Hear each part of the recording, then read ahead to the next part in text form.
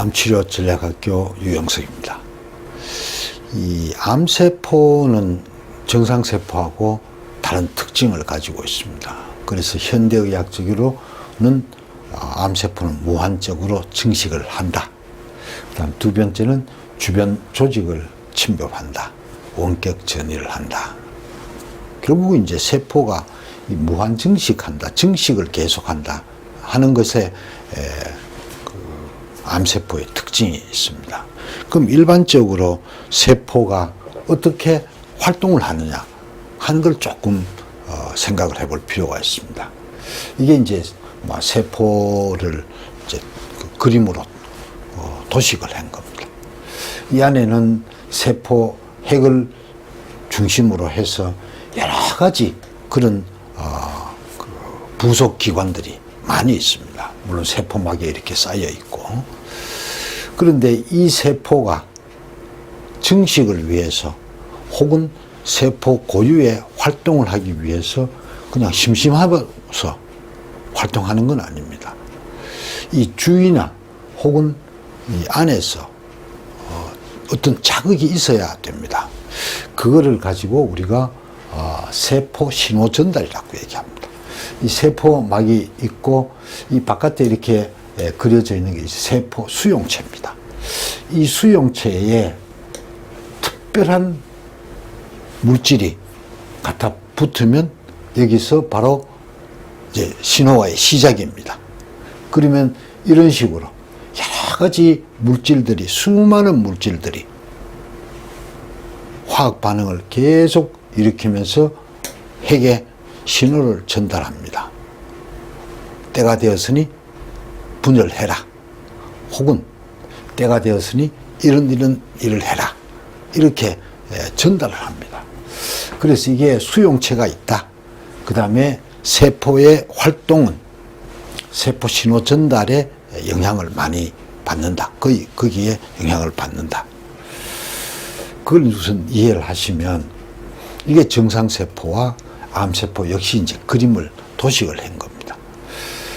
이 정상세포는 이 수용체가 그렇게 많지를 않습니다. 그래서 이 수용체에 신호가 오면 이렇게 신호를 전달을 해서 핵에서 신호를 보냅니다.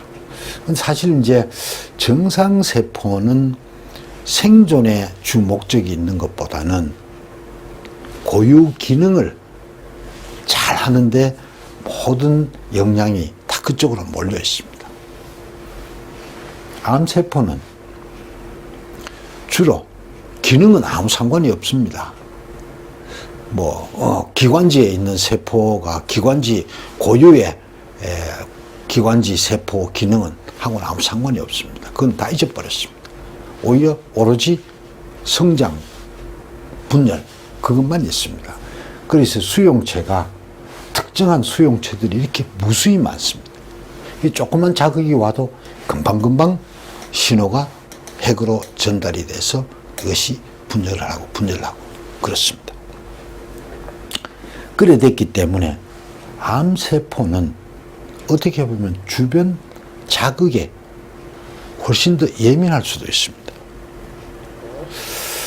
그래서 이 주변 자극이라는 것이 이게 이제 세포가 이렇게 세포막이 있고 우리 세포막 안에 있는 그런 물질들은 어떤 영향을 받느냐. 이 조직액에 영향을 받습니다.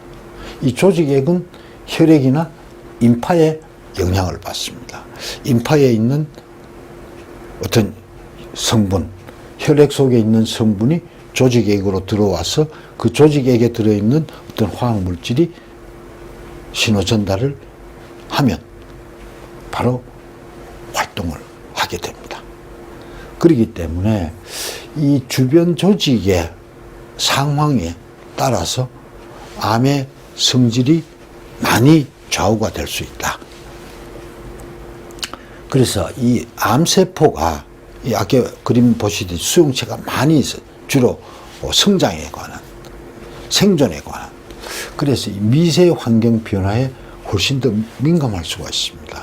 그래서 우리가 자연 치료한다, 식이요법 한다 이런 거를 함으로써 암세포의 성질을 금방 바꿀 수 있다는 거죠.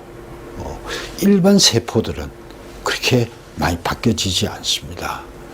그래서 이 암 치료하는 데 있어서 항암 치료뿐만이 아니라 기타 식이요법이나 자연 치료도 굉장히 중요한 역할을 한다 하는 것을 강조를 하고 싶습니다.